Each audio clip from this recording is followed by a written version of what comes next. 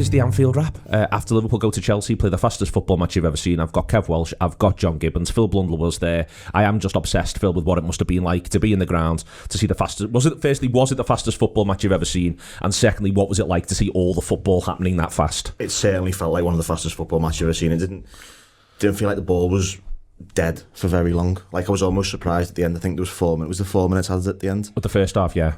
It felt like, I don't know how it happened, because it didn't feel like the ball was out of play at all. It just felt like it was two teams sort of going at it, and in our way, sort of, I think we were happy to cede the ball to them quite a bit and let them sort of try and come at us, because I don't think they're the most creative side in the world when it comes to like attacking patterns of play and things. So I think we were happy to sort of let them try and break us down. And in fairness, I don't think they did much. Like, I watched Match of the Day back this morning, and the commentator goes, and Liverpool found themselves 1-0 up, but they have been by far and away like second best. And I'm like, well, bar when Trent's kicked the ball at someone and the keepers had to go down at someone's feet, they didn't really do anything first half, did they? It wasn't like we were under the cosh or constantly panicking. They had a lot of the ball, they had a lot of the territory, but it didn't feel like they did a great deal with it. What it feels like, I think, Kevin, this is why I think it is an interesting conversation, when you watch a game with a lot riding on it, and we've had a few of them this season, and they're going at that pace, I think it feels almost like a deeply emotional experience. I was shattered at times watching it, because it's just bounding about, and it's something that you've so rarely seen. I'll go back to the pace of it all. You've so rarely conceived of football being played like this. It's like some sort of combination between the greatest football you've ever seen in your life and Sunday League at times, with the turnovers and the way the ball's bounding about. And you just end up like it.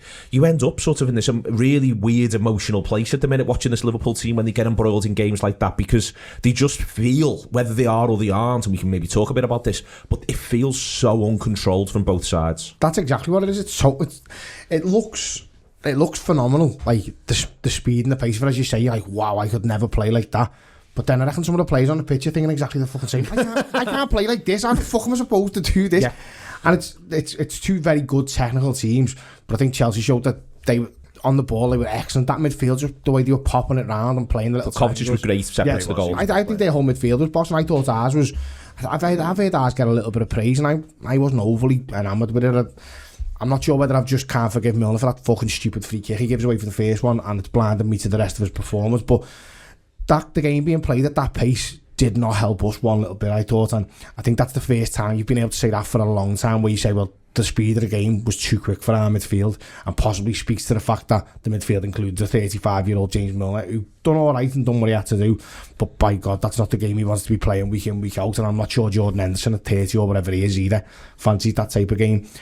On the flip side of that, obviously, craziness like that creates craziness. So Chalobah does what he does for the header, probably because he's thinking, fuck me, what is going on in this game here? Yeah. And Mane makes the most of it. So it swings and roundabouts with stuff like that, and it's probably a good job that we've been involved in some very big games, because otherwise, as you say, the emotional nature of the match could mean to think, fuck this, I'm turning off at half time, I can't deal with this second half. They wanted to play over us, John. I don't think they even tried to play through us. I think there comes opportunities in the breakdown, and again, I thought that they blocked off passing lanes really well. They wanted to pin Liverpool into their own half, but the plan is just to go over us over and over again, and especially into the area where Shimikas was. And one of the things that sort of hit me whilst watching the game was Shimikas. This is the best football team Shimikas has ever played against. It just is. If you think about where his career has been and who he's played against so far when he's played for Liverpool, this is the best team he's ever played against. And I think that they're just trying to sow seeds it out with dummy runners, extra men, overloads, all sorts of stuff, big booming balls out over Shimikas, over the team, over Shimikas. They're trying to do it over and over again, and I think that was their plan. As Phil says, they almost don't get a lot from it, but what they get from it is a football match that just won't stop. Did what a lot of what we've done in the past is to turn games into frantic ones, and to make the opposition sort of rushed really, and normally we're the team in control of what a football match looks like. It's only really when we play Man City where we've got to go, do you know what, this might be for periods on their terms, and we're just going to have to hang in. We've had a few years now of not sort of having that at all really, whereas it feels like recently more and more the opposition have been able to dictate what type of football game it is, and not to suit us. And I don't know why that is really, whether that's whether that's us not playing well enough, whether it's just one of those situations of being a big team. It was funny, listening. I watched it at home, listening to the commentary, and we were talking like it was like, I don't know, like Wimbledon playing us, not like Chelsea. Do you know what I mean? If I was a Chelsea fan, I'd see that as a missed opportunity there. Whereas they're being sort of almost lauded. They got them back, fair enough, 2-0 down and all that. Do you know what I mean? But I remember coming out of the game at Anfield disappointed, really feeling like we've missed an opportunity there, because they obviously played the second half with 10 men and we weren't able to win the game and weren't able to sort of take the points off Chelsea. And I think Chelsea should see it as a missed opportunity with everyone who we had out, with all the problems we had, the fact that we didn't even have a manager there, not to win the game, because they probably should have in terms of how much of the ball they had and how difficult we found it. And I think we are finding more games difficult at the moment than I'd like us to, really. And they don't look sharp enough to cope with. I don't know whether it's a knock-on effect of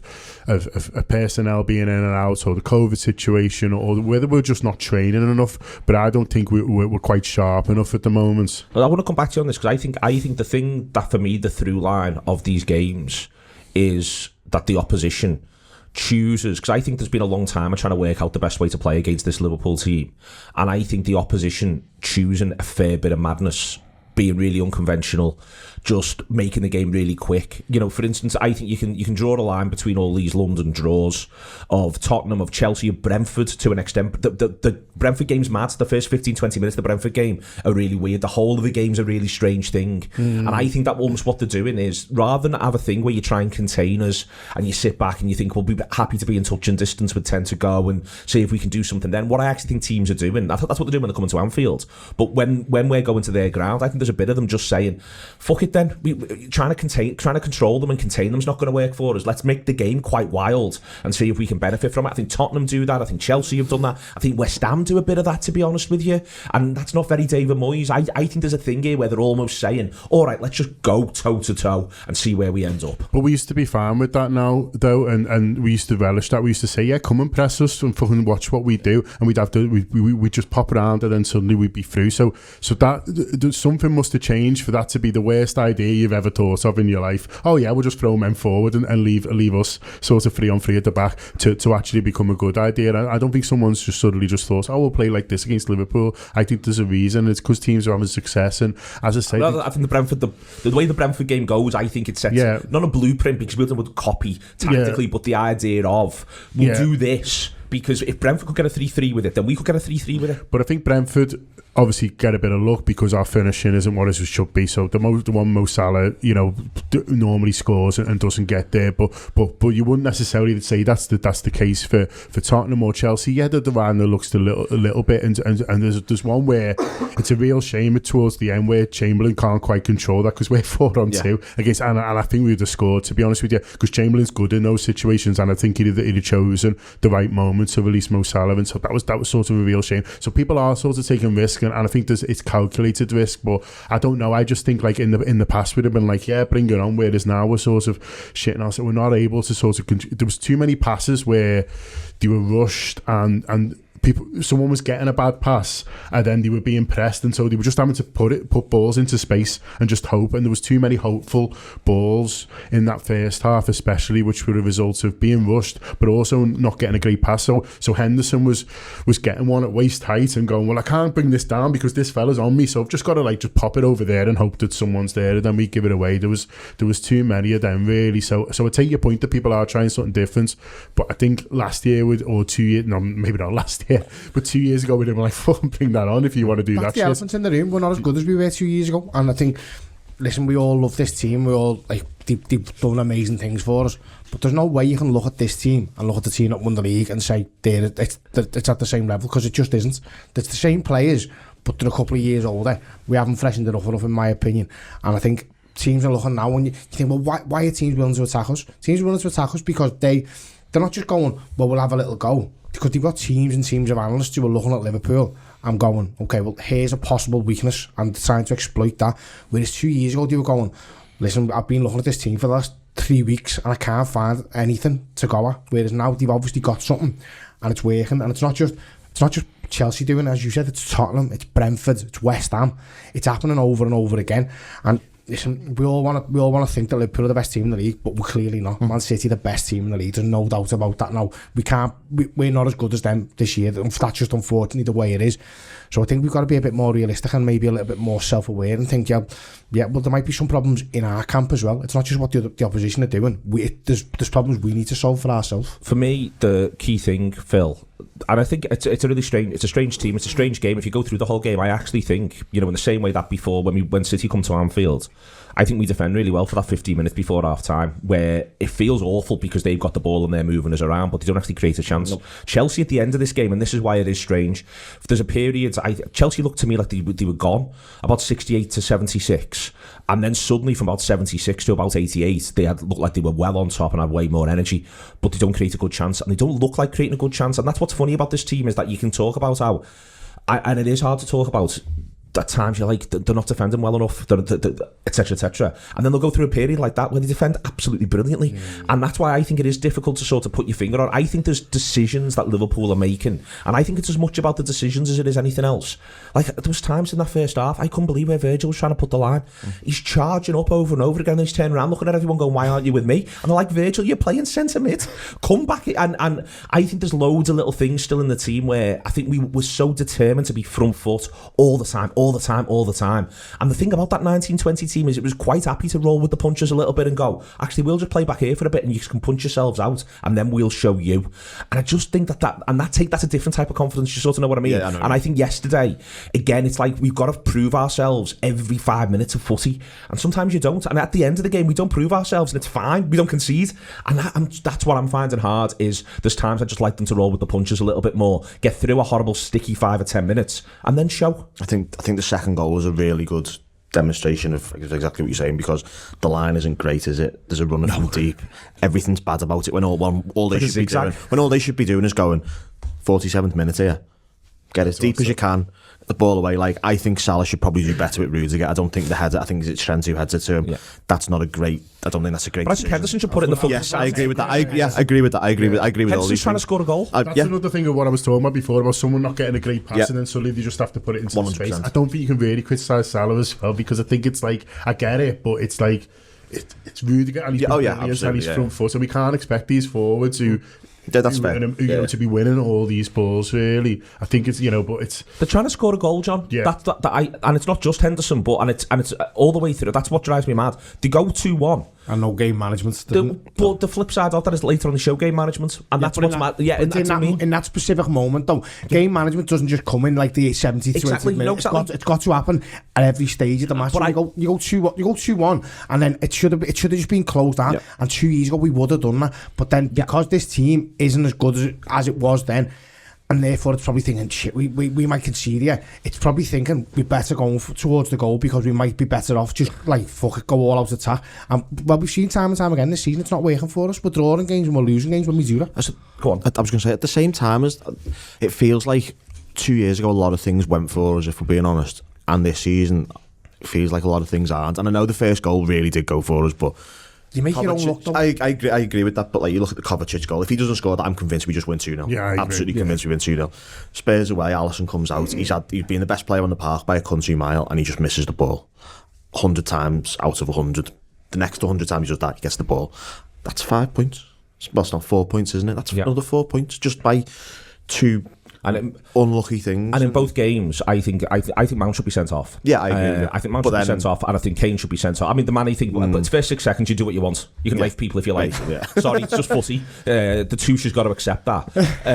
It's just footy. It's the way it goes. First 6 seconds, first minute of a footy match, you can do whatever you want. But and everyone's just got to say fine. Did you see the lad who basically backed no booking in the first minute, 50 quid to get his free bet off a bookie? Was it you, Phil? It was to win 5p so he could have a free bet. But my point here is in a lot of these instances, I agree. By the way, if he doesn't smash it in, I think man could be sent off. If he doesn't just smash it in, I think we'd actually. And this is why the game management thing drives me mad, because I actually think we done all right there. Yeah. We get 2-0 and we actually calm the game down, and it's a bit like a slightly more sensible game of football. And we're getting to a point, and then all of a sudden there's a free kick given away. Even that, they defend it.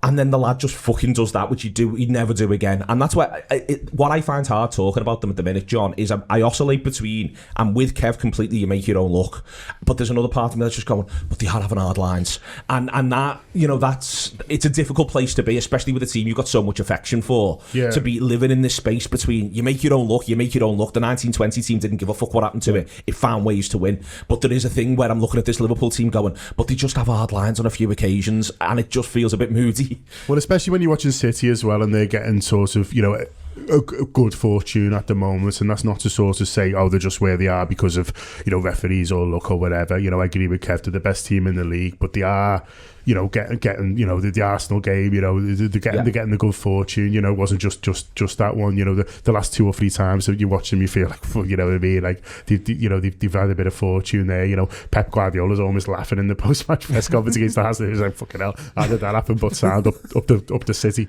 and then he said up the Bedstead. He probably wouldn't say that, would he? I would have thought. People would say it was an unconventional press conference. But yeah, so as I say, you're watching them and they're looking like, they're getting the rub of the green at the moment. So then you're watching us and it's who's got COVID now and this and that, and so that's sort of doing your head in a little bit more, really. I think that's sort of finding it more difficult, but. Look, they just need to sort of, to get through this period and just need to sort of try it. I was watching this, just as an aside, I was watching the game with Jono, and Jono said to me there was a point yesterday where in 10 minutes City got the mad pen, Arsenal got a lad sent off, and Klopp got COVID, and I thought, what the fuck's going to happen next? Is someone going to break into ours? Like this run of events, and that was it. He said, this is in 10 minutes, and I was just sat there with my head in my hands thinking, what on earth do we do here now? But it does feel like that is the sort of the way it is at the moment, isn't it? And you do make your own look, but I don't know what the footwear making and curvy. It becomes it's a game of mistakes, Phil, and they're everywhere. To be fair to the Reds, it's Trent makes his mistake, but the keeper Kelleher digs him out, does brilliantly. Up the other end, Chalobah makes his mistake, Mane does brilliantly to exploit it. This is we're talking, and the other thing to say here is the game yesterday is the fastest game of footy you've ever seen, and the 2 teams in the game are somewhere between the 2nd and 4th best teams in Europe. That is worth pointing out. While we simultaneously feel low because of the City situation, but it becomes all about mistakes. All the game is, from both managers, both setups, it's about forcing mistakes for that 30-35 minute period, and that's another reason why these games, my God, your heart is pounding watching them, because that's what it's about. Yeah, you're very concerned that one thing's slightly wrong, and a very good footballer, because there was very good footballers over the pitch yesterday, is just going to take advantage of it. The opening goal is the best example of that. What Chalobah's doing, I've watched it back. He just needed to kick it. Yeah. Like, it wasn't sort of a waist height where it was you can go, that's a bit awkward. That it's about. It bounces up off the floor before he even gets to it. It's incredible. I don't understand what he's doing. And then Mane comes in and scores 1-0. I don't think Alonso's particularly great for. I don't think Alonso or Thiago Silva are great for the. Or Rudiger. Just yeah. basically watches him and goes, he's good. Thiago Silva gets caught between sort of, where's Jota going? Yeah. Where's the ball maybe going? We penalise that. There's no mistake. Well, there's a stupid foul from Milner. There's a mistake for the first goal. Second goal, everyone just switches off. The line's all over the place. 4 goals just brought about by someone doing something wrong. As good as Kovacic's strike and as good as Salah's goal undoubtedly were. This is the Sunday League sort of bit of it. And I say that, again, they are somewhere between the 2nd and the 4th best teams in the world of footy. Like, literally, they are. That's how good these teams are. And then, but you're watching this, Kevin, this again. I want to sort of keep coming back to this theme of these are people are listening to this. We've been following Liverpool for years. We've been following Liverpool for no time at all. Any reason why you're listening to this?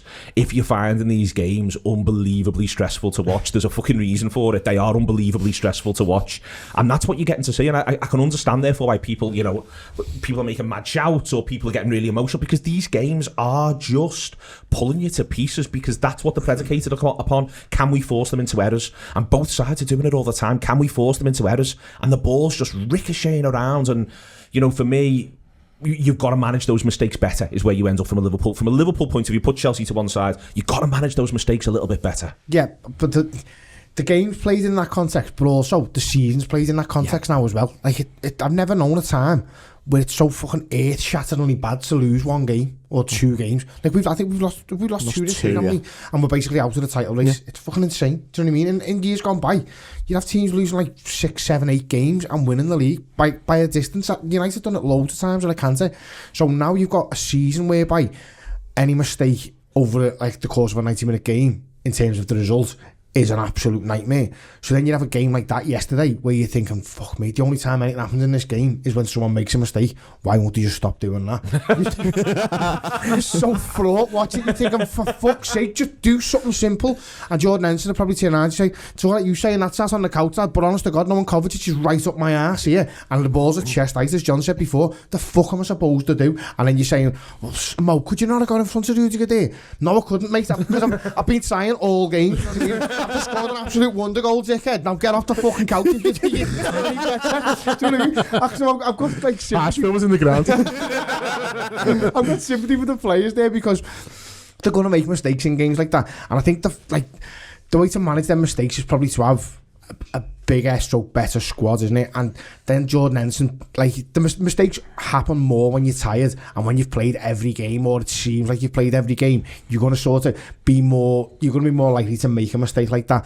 The thing is, in a game like yesterday, as you say, like when they're getting punished like so badly, like, and as I say, every mistake and every punishment seems earth-shatteringly bad, you're like, for fuck's sake, please just stop doing them. Yeah, they're probably not training well enough as well, both in terms of the fact that there's games all the time, but also, you know, they all keep getting COVID. So do you know what I mean? So I think as well... Or in Jordan's case, just a really bad cold, but that was never COVID. Yeah, I know. George just doesn't believe in COVID. Just the sniffles, gaffer. But it's like, you know, because so much of the training is around these match day, you know, sort of moments, isn't it? It's around, so, you know, you see them doing the rondons and stuff like that. That's all about what you do when someone's charging it. You pass it off to your teammates and stuff like that. So I wondered whether watching them sort of, you know, yesterday and watching the game, like, are they training as much as they'd like to be at the moment for these sort of, you know, for these game moments where it's faster, it's frantic, and that's where you rely on, you know, it's almost instinct, isn't it? You're relying on instinct, but you're also relying on technique, you're relying on sharpness, and it doesn't feel like those things are there for the moment. They're just like, oh, you know, shit, I'll just kick it over there and hope for the best. You've also got to remember that the manager wasn't in training on Saturday either, which has an impact on the preparation, because it's not as easy to do it. Like, this is what we're going to do tomorrow, because the manager sat at home in Formby, probably not even watching it. If he's certainly not telling them do this, do that, do the other on the training pitch, like I'm sure he would want to. There's just on the way in which the assistant manager says post-match they felt he sorted a couple of things out at half-time, a tiny little bit, and I think you do sort of get to see that, Phil. You get to see that in terms of the fact that the game just sort of slows a little bit. Yeah. If anything, we allow Chelsea to come onto us a little bit more. We stop trying to... So we decide that we're going to try and hit them on the counter. And I think, again, why this then becomes difficult to watch is because you've just seen a first half where Liverpool have been really, really front foot. You always want Liverpool to be front foot. Liverpool then go back foot a tiny little bit. And you're a bit like, for fuck's sake, can you be more front foot? But part of what we're trying to do is just ensure the game's played at a certain pace and in a slightly different way. And we're trying to soak it up. And they have hard lines. John mentioned one example before of a counter that doesn't quite work. Salah does brilliantly on a couple of occasions. He gets a great save out of Mendy, a great save out of Mendy. And, you know, I was just at that point in the game, I was thinking, we're very in this. And that was where you just wanted them maybe just to, if they could just have got up and played a tiny bit more, is what I'm saying. They just couldn't progress, I don't think, to pitching a tent back in the Chelsea half like they did do between 30 and 35. It was weird because we probably had the better chances, but they had more situations where you thought they're going to have a chance in a minute. And I think it's almost the best way to play Chelsea, in terms of, if you go at Chelsea, as we saw in that game at Anfield earlier in the season, they are very good at compacting space and not giving you anywhere to put the ball. Whereas if you let them onto you, because of the back three, it always means there's a bit of space sort of over the wing backs' heads, which is it's how the first goal, I know it's the first half, but it was how the first goal was scored, was basically just getting in behind Alonso. And if you're sort of able to give yourself the space by sitting back, it enables stuff like the Salah chance. Like I think there's a Mane one as well a few minutes after where he cuts inside, and I don't think it's the best finish. It's not the best finish. I mean, the keeper pushed it wide. I wanted to punch the telly off the wall with that finish. That was absolutely tough. It's like he didn't kick the ball properly. It was really weird. I already had a problem with Mane anyway because he's been shite recently, but that done my fucking head in, that shot. It looked scoring one goal isn't enough for Kev. It doesn't fix the cop. It is a great move, and that's what they weren't quite getting quite enough of for me, John. Was because I kept thinking if we can get in there, we can create something here. I'm absolutely certain of it, and you even get to see that. I think 90 to 96. I think I was thinking that we're going to score here. Yeah. Jones gets in about 3 or 4 times really well. Shimikas nearly gets in a couple of times throughout the second half. Maybe just at times the ball's not quite right from him because he's just not used to playing with these players. And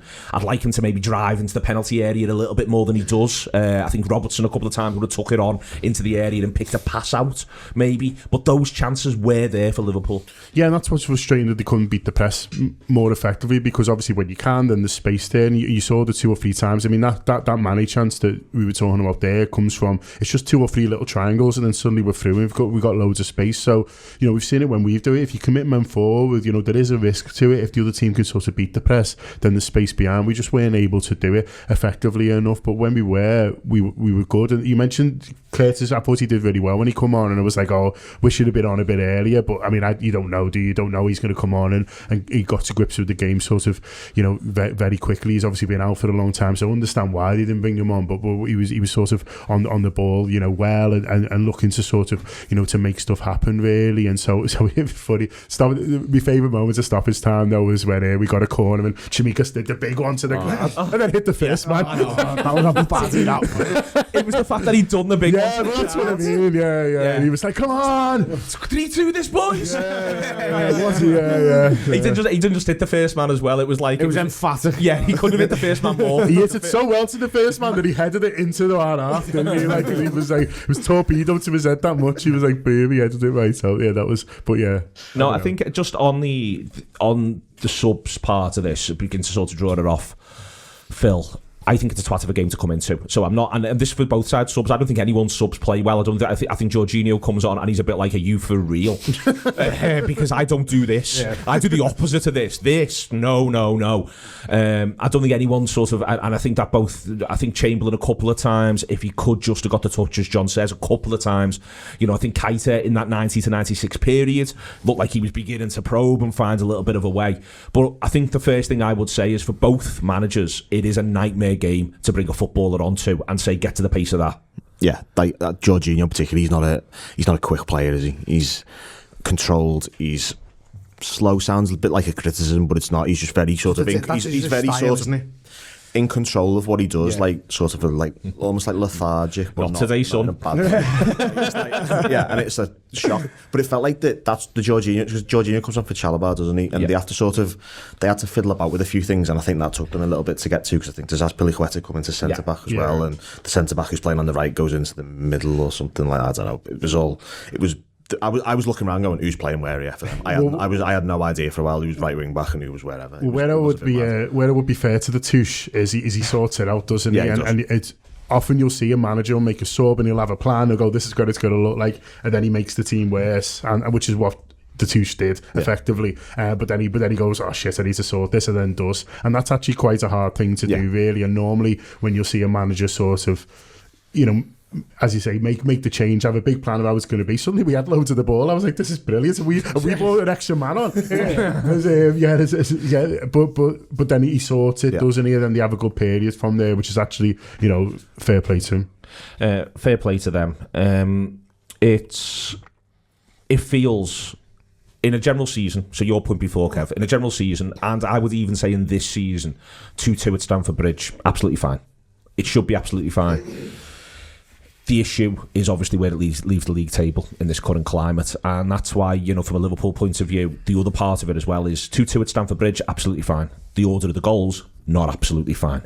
And it means that too often this season you look at a Liverpool side who've found themselves pegged back in games, and I think that's in your list of ways Liverpool have done your head in throughout the course of the season, while simultaneously still being, I'll keep saying it, one of the best 4 teams in Europe and absolutely brilliant, but in your list of ways Liverpool have done your head in, it's the getting pegged back bit that's waking me up at 5 o'clock this morning, lying in bed staring at the ceiling going, for fuck's sake, Liverpool, and also all the adrenaline from the match. That's exactly right. 2-2 in a normal season, or even in this season, is fine, as long as it's not 3-3 at Brentford, and as long as we don't and it's not 2-2 at Brighton, home to Brighton. Yeah, but all these games where you've effectively thrown away points, you've done it before, Phil, where you said, well, if you've done this and you've done that, it's an extra this many points.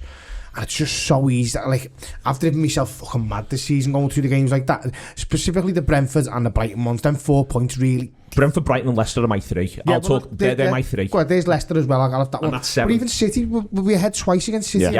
So it's just like, for fuck's sake. And you're looking at the league table and you're like, they're miles ahead. But then you go, well, there's them 4 points and then them 2 points. And you think, well, that's how close we are to being there. But the problem is, in a normal season, well, if the norm is now, what's happening, to be fair, in past seasons, you could go, well, we've done that, but it's all right, we'll go on an 8-game winning run and we'll peg that back.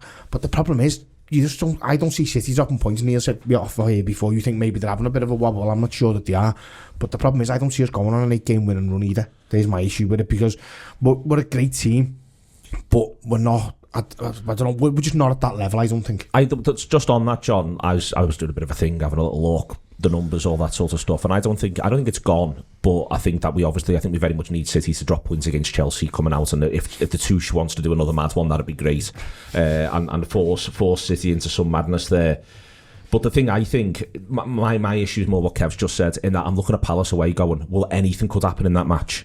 And I'm not, this isn't a scared to Selhurst Park thing. It's just, they play quite progressive football, Palace, the dynamic, they've got lads who carry the ball well, and I'm just thinking there's every chance that becomes another game, which is just berserk. And that's my Liverpool worry. My Liverpool worry is we've become a football team that invites madness upon it.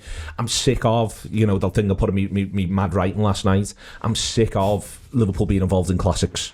And I'm just looking at Palace away going, people are going to say, what another great game involving Liverpool, that they've drawn 2-2. Well, even Brentford at home, I don't know who's going to play up front. Do you know what I mean? And so who's going to be sort of, the forward? Obviously we're going to go on and talk about these Arsenal games, which I think are big now as well. And it's who are the sort of forward options, really. So normally, if you are a bit shaky, you'd think, well, we'll just blow Brentford away, though. We're at home. We're happened away. But, if they get 1 or 2, then we'll just get 3 or 4. Whereas for this next few weeks, we can't say that because we haven't quite got we haven't got any forward options at the moment. Well, do you think that might?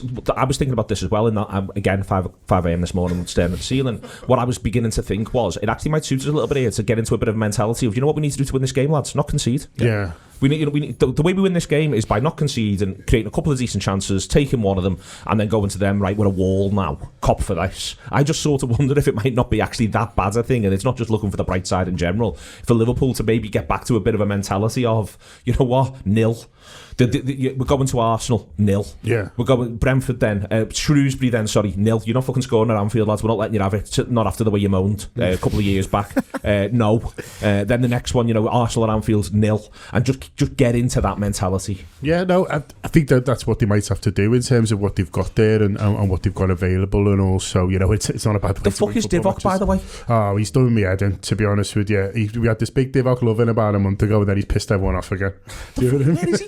The life and times of Divock Origi summed up there. Maybe he's chocolate with the uni. Has he got a heavy load of exams? No, he's like, fucking, this course, I thought it'd be a sound thing to do. It's doing fucking paperwork on my ears. Yeah. Maybe that's what it is, I don't know. He's doing me head in. Minamino as well, he's just the under in terms of... Divock's getting it, but Minamino just needs to watch himself. I know. The fuck is Divock?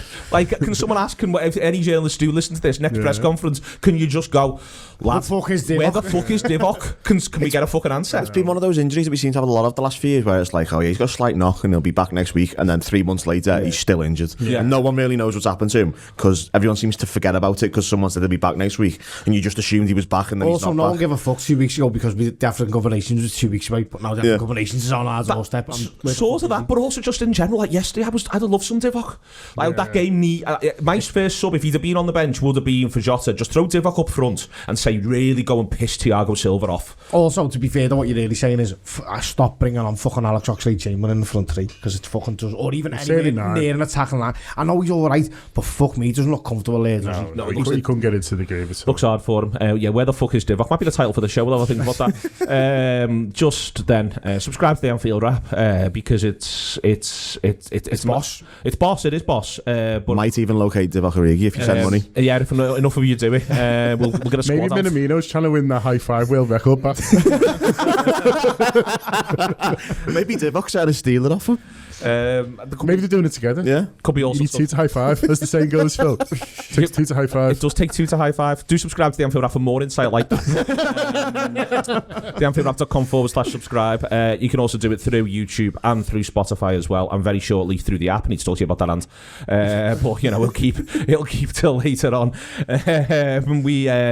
All the stuff that you need on the Anfield Wrap, which is mostly summed up by the idea of staring at your ceiling at 5 a.m. going, what the fucking hell are we going to do next? But what we are going to do next is continue to be the second or third best team in Europe, which is berserk, but it is also true. And Liverpool now have to solve the problem as what they're going to do against an Arsenal side that do look as though they're at least having a nice time, John.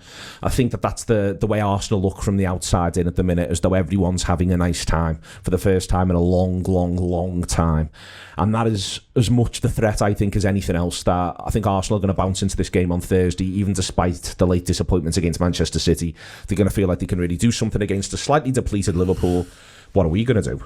Yeah, it's a difficult one, really, because it doesn't look like we're going to have huge amounts of options available to us that weren't there for the Chelsea game. And so it's going in. So we're going in on a bit of a downer when we've drew, and they're going in on a bit of an up when they've lost, which is a strange situation. But, you know, they played well against Manchester City. They caused them a lot of problems, and they'll be buoyed by what they were able to do to a top team. And then they'll look at Liverpool, you know, us having problems, people making chances against us, you know, the fact that we haven't got the firepower, and so they don't necessarily have to be worrying too much about sort of what's behind them. They're able to attack this game, really, and we just need to get through it. Still in the tie, I think. Do you know what I mean? I'd bite your hands off for a draw. Absolutely bite your hands off for a draw in the Emirates in this. Even if we're 1-0 down or 1 goal down, it won't be the end of the world. I don't think going into it, we need to treat it like a two-legged tie, really.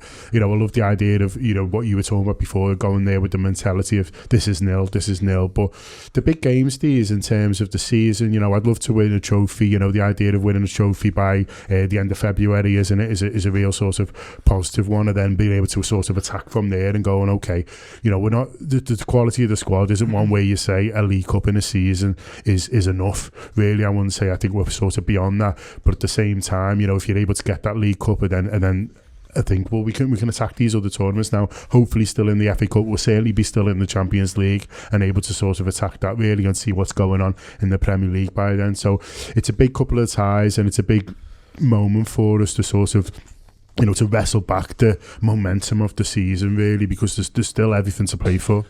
Still having to play for, Phil. I think the big thing for me when he's looking at the lineup for this one is Sunday to Thursday is a big gap, and then the reality is it's the semi-final of a domestic cup, and then it's the third round of another domestic cup, but against a side that are 2 divisions lower.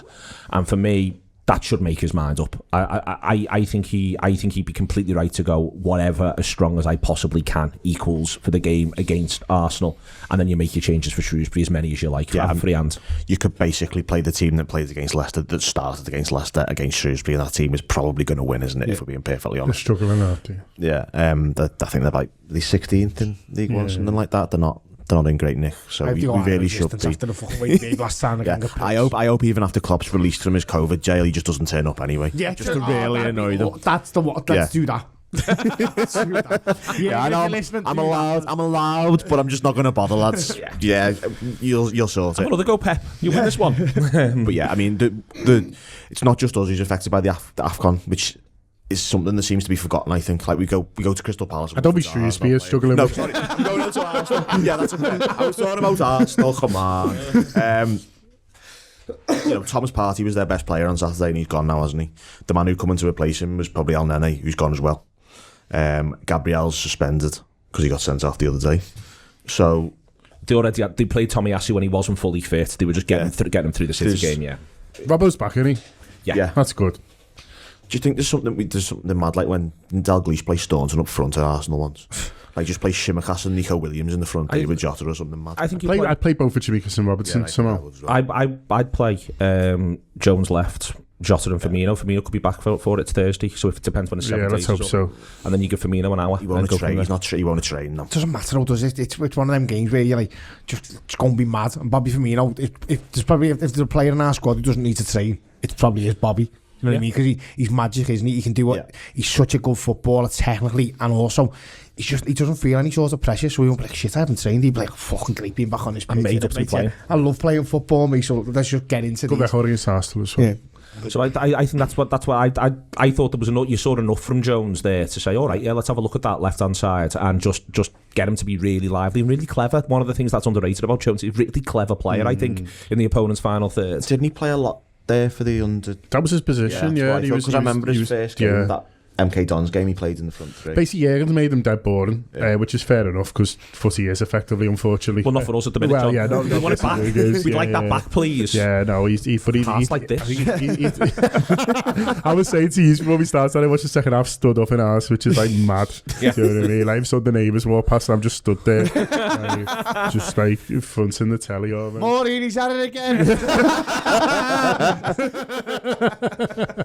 Very much. So good job, the Christmas trees up in the window. But our games are mad. But basically, like, you know, if he'd love to get off the leash, Curtis Jones. I think we've just, you know, made him a sensible footballer. But no, I think he'd do great there.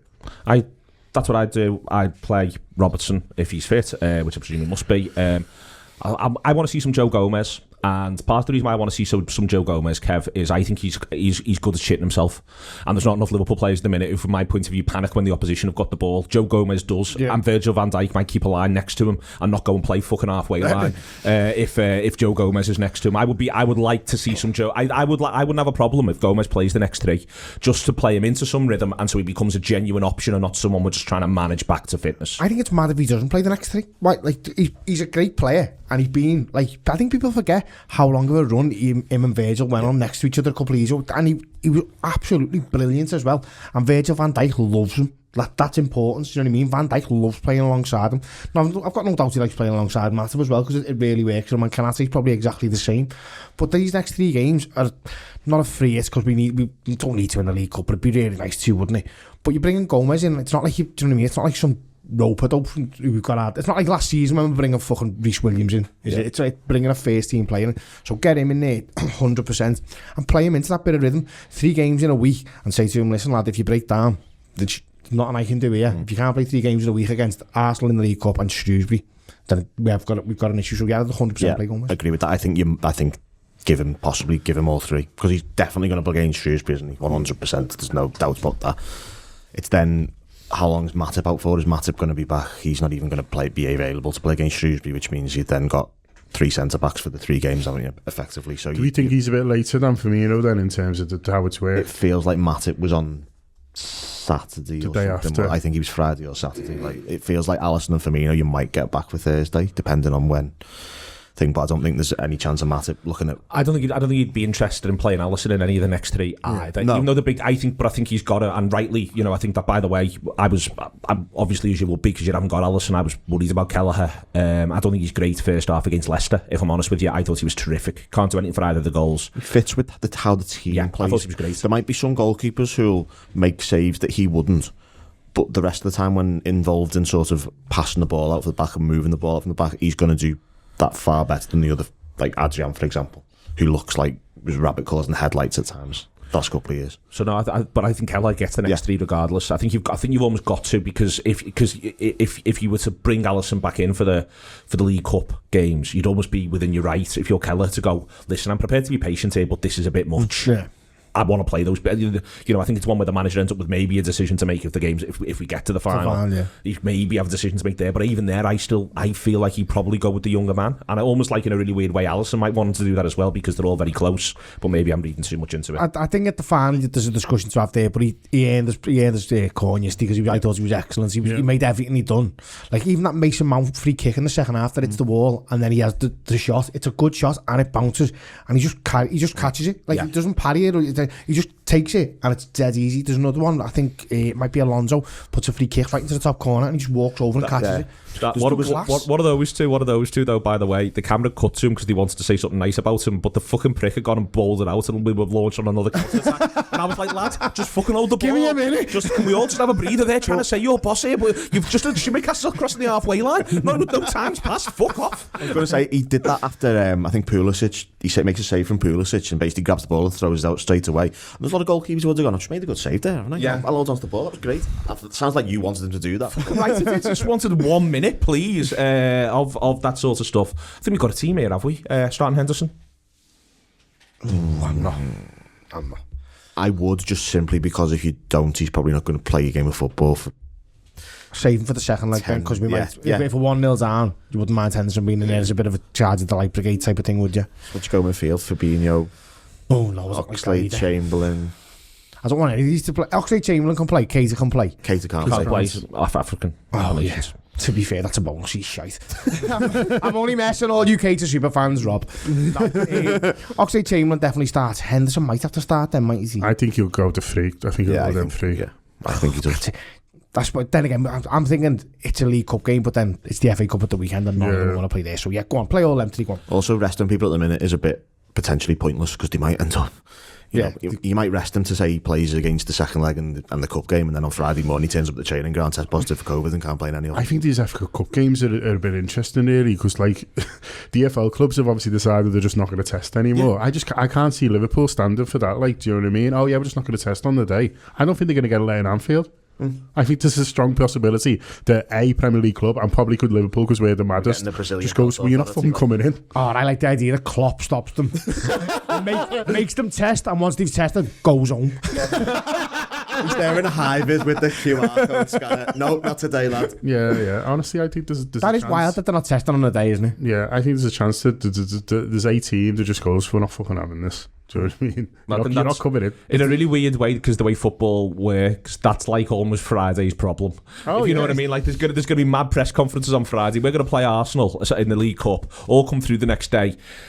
Yet again feel like fuck me, I'm exhausted because Liverpool have done something crazy. It's finished 3-3. No one quite understands it. Martinelli got a hat-trick but got sent off. Do you know what I mean? All the footy will happen again. We'll all come in Monday morning trying to fucking deal with that, and then from there the Klopp will do his press conference and say we're not playing them. No, it's going to kick off. I'm flagging it early. I'm like Jono with February 2020 with COVID. No, you're I'm ahead. flagging it early. I'm enjoying that you're ahead on this one. I feel like we've got a plan for this one. Like it might be Conte. Conte might just decide, fuck it, we're not having this. Fuck this. Could be like 32 versions of that Brazil-Argentina game, couldn't it? Imagine that wouldn't be good.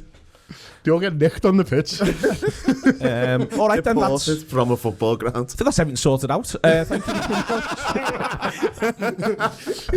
Indeed, to Andy Heaton. Joe Gomez is still playing though. Joe Gomez is fucking right. He's still got to play. Yeah. Even though no one else. Get 11 in from the crowd who've all got negative lateral flows.